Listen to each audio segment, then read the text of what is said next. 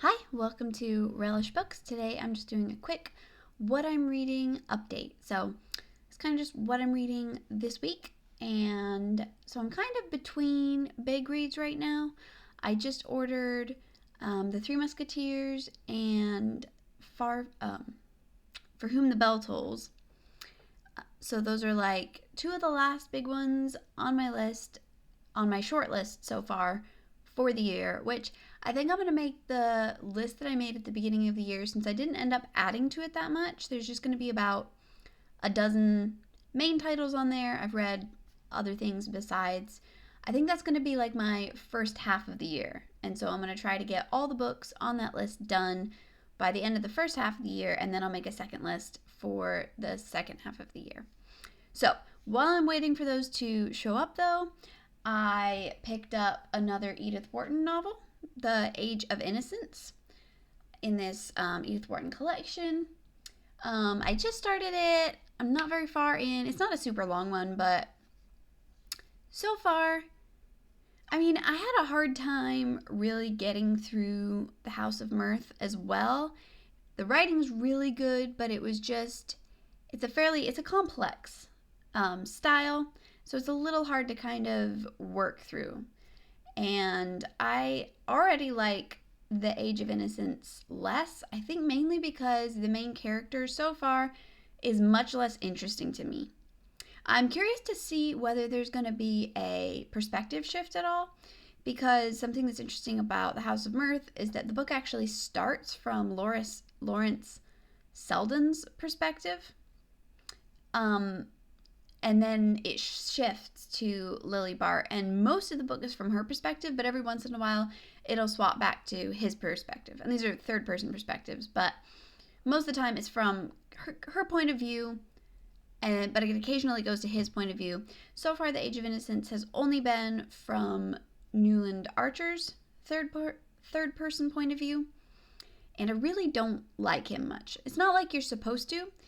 He is portrayed as a kind of hypocritical, pretty stuffy, kind of full of it young man who isn't very mature, doesn't have a good grasp on his emotions or principles, really.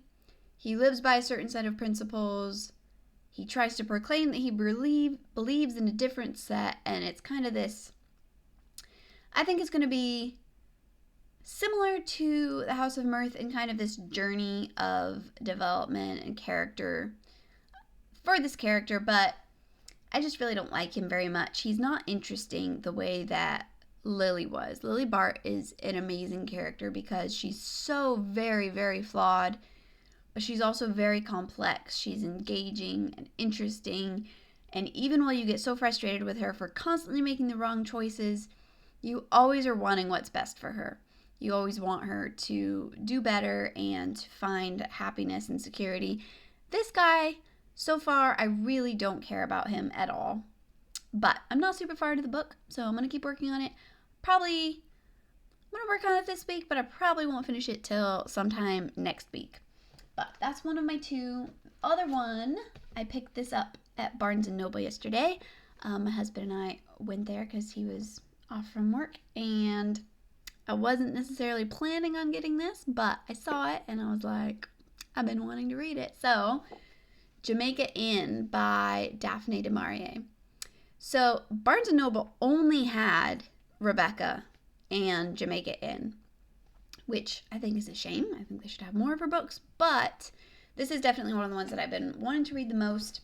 It's interesting because this was her fourth novel, and it feels so much, it's very engaging.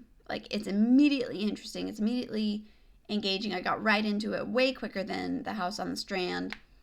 But it is interesting that it's her fourth novel, and Rebecca was her fifth. And just in that space of time, this one feels to me like not nearly as well executed.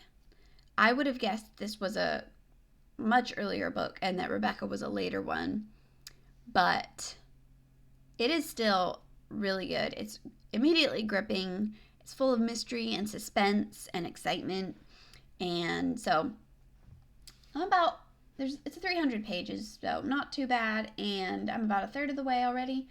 I'm hoping to finish it tomorrow, possibly the next day, and then make a video, but I'm really enjoying it. Again, it's very gripping. So Daphne du Maurier has 19 standalone novels. She also wrote biographies and plays and short story collections, but I'm really focusing on her novels. Since I've started, for a long time I had only read Rebecca, but now that I've kind of branched out, it's my goal to read all of her standalone novels. So, and not in chronological order because I've kind of been jumping all over the place, because The House on the Strand is was one of her latest works, which is really interesting to me as well, because I felt like the writing in that one was pristine, but the story was not nearly as interesting or gripping. So, I don't know. I'm really curious to read others of her later books.